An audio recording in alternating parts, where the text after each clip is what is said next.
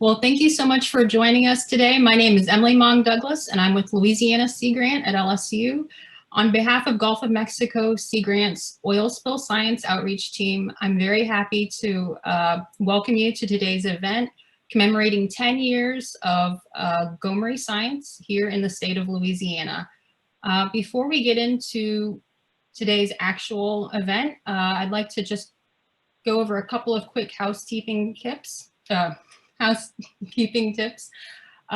captioning will be available for this event. Right about now, you should be seeing a link to the live captioning. Please be sure that your pop-up blocker is turned off and use the event ID if prompted. It will open up the captioning in a separate window. In terms of the agenda, we're going to kick off today with opening remarks from leaders of both Louisiana Sea Grant and NOAA, and then we'll be heading into some talks by heads of GoMRI and GOMA, as well as a panel discussing the challenges and lessons learned and perspectives from a decade of GoMRI science. In the second half of our program, we're going to be focused on some of that science here in the state of Louisiana, both in terms of sharing it and in terms of carrying it out. If you have any questions, please use the Q&A box that you'll find on Zoom or the comment section on Facebook. We may not be able to get to your questions during today's program. However, if you enter your questions into those comment sections, they will be shared with our guest speakers and panelists, and they will be able to respond to your questions later. I'll culminate all the information and send it back out to you, the audience. Finally, if you are curious about any of our guest speakers or panelists, please check out the speaker bios PDF packet that you can find on the event page on our website, gulfseagrant.org.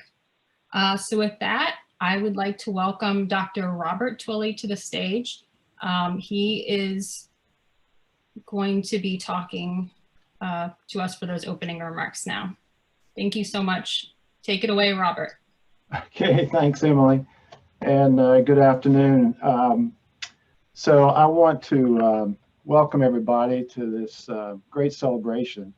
And I do have a few comments and couple of perspectives that I'd like to highlight that I think are really important related to this event. One, I want to recognize two former Sea Grant directors that will participate today. One is Rita Colwell, former director at Maryland Sea Grant, and Chuck Wilson, who was a director at Louisiana. And I call this out because to both of them, I have some pretty special aspects of Sea Grant I want to share with you that both of you influence. One is that when I was a postdoc at Horn Point, Rita Colwell was director of the Maryland Sea Grant. And I was beginning in my career, and my first grant with Walt Boynton that I ever wrote, that I ever had funded, was a Maryland Sea Grant project. Helped me get started in my career with Mike Kemp and Walt Boynton. And that is a story of Sea Grant. Sea Grant is so much about getting people's careers started. And I think this program, and when I went to the GoMRI conferences, it is, I think, just amazing the energy and the new careers that this program started, and the workforce, which is so important to us at Sea Grant, initiated. And then, and the other part of my career is the latter part, which Chuck Wilson helped me develop in becoming a Sea Grant director. And what Chuck really influenced on me was the importance of outreach, to enjoy it, and how much, I mean, I was a researcher, and how much the outreach as a discipline, the amount of energy and what it takes to really do outreach is something that I have really, I admire, and I think it takes a lot of effort and a lot of focus. So I want to thank both of them for those two bookends of my career, and I want to, sort of take off on that outreach and talk about why what we're celebrating here is so important, because it is an investment in research, but what we're celebrating is the extension of that research and the engagement of that research with our stakeholders. And, you know, there's an old saying that, you know, research not done is research not, or research not published is research not done. I actually sort of took that around and said research without outreach is research without relevance. And I would say that one of my passions now is, as Sea Grant Director, is this engagement and connecting researchers with stakeholders, building that science communication and building that engagement. And what it really, the outcome is relevance. It's making things, putting research to work in our communities. And I can say that, you know, from my perspective, you know, my first paper ever published was exhilarating. It was published in Limnology and Oceanography, 1976, to date myself. And the papers I publish today are just as exhilarating with my research group. But I'm going to tell you how exhilarating it is also to watch extension work and outreach and something out of the research community that actually gets into the community and solves a problem. It's just as exhilarating. And what you find in the new researchers, that's what they want to do. They want to have an impact. And so, what you're going to, I think what we're going to celebrate today is that process. My last point I want to make is that we do these things very well. I think the model for Sea Grant is fantastic because it's a federal state partnership. We're able to do this very effectively through our delegation with our colleagues up in Washington, D.C. and have an impact on our communities as we generate research. Doing it across a region, such as the Gulf of Mexico, is a challenge. And what we're celebrating here is also a model of doing and connecting research to outreach, this model of relevance across a region, across 5 states in the Gulf of Mexico region. I have worked from Rookery Bay to Terminus Lagoon in Mexico, and Mississippi is a very diverse ecosystem.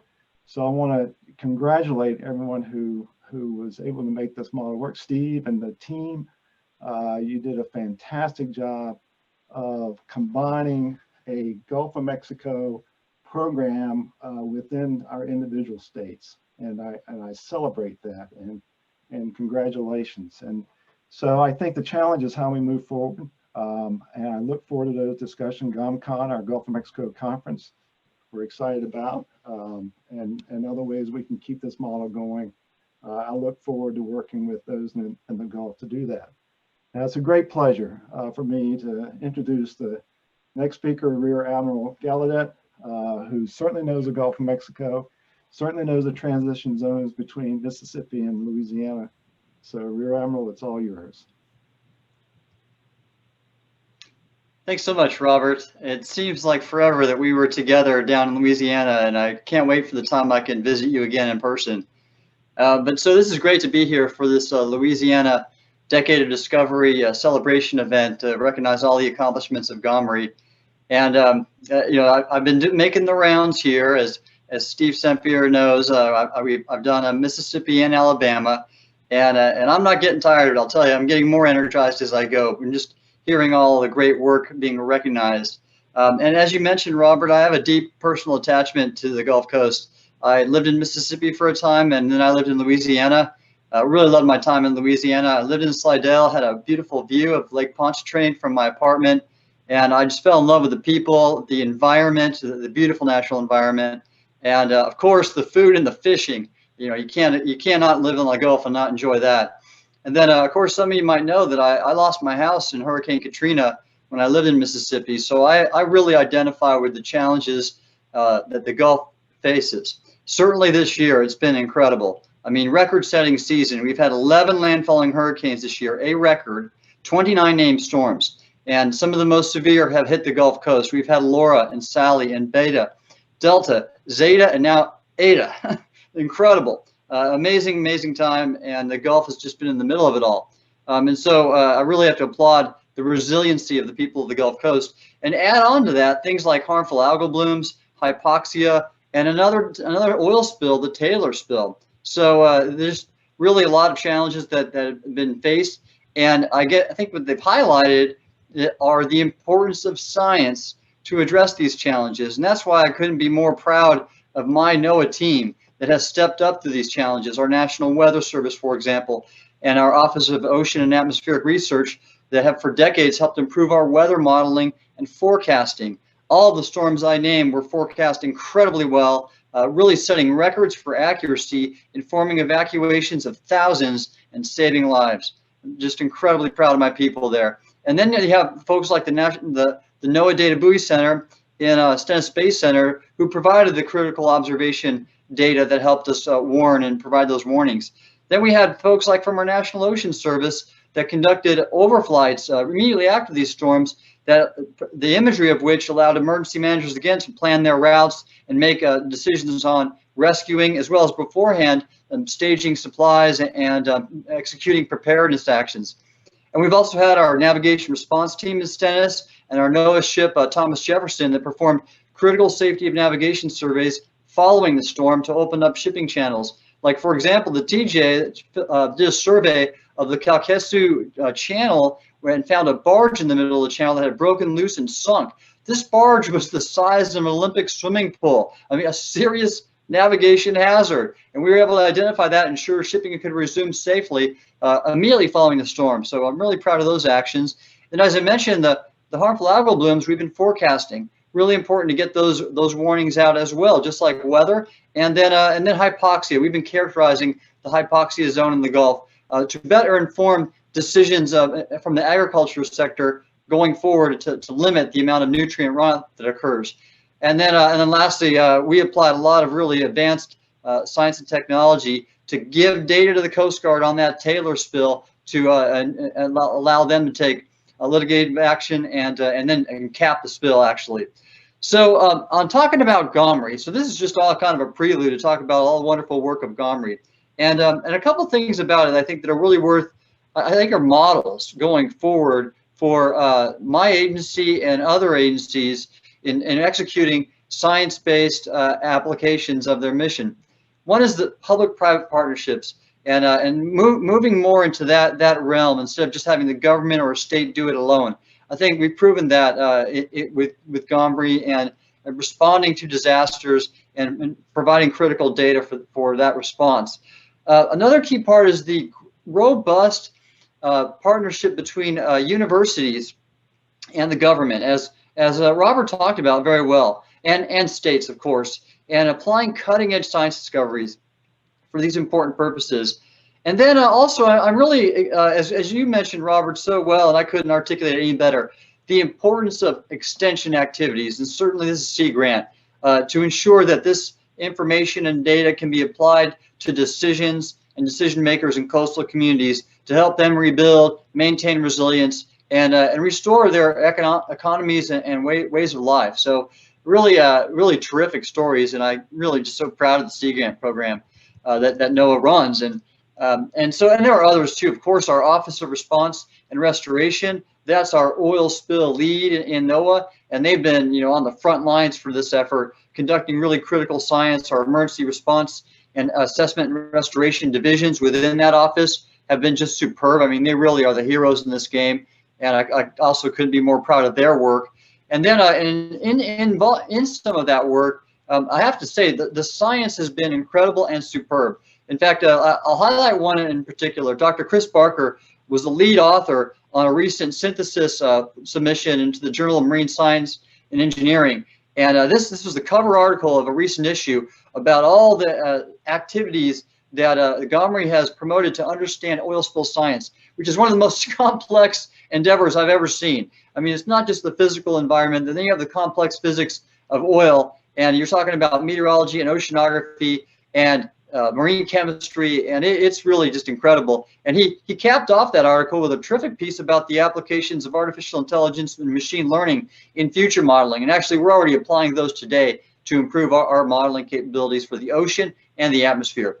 So kind of going forward, I should mention that the important player in here is our NOAA Center for Environmental Information, or NCEI, because they are archiving all this important data to ensure it can be used for decades to advance our discoveries, because they're just not ending at this 10-year point. They will go on for centuries, but potentially, to understand the critical physical environment of the Gulf of Mexico and others that when they're affected by these events like oil spills.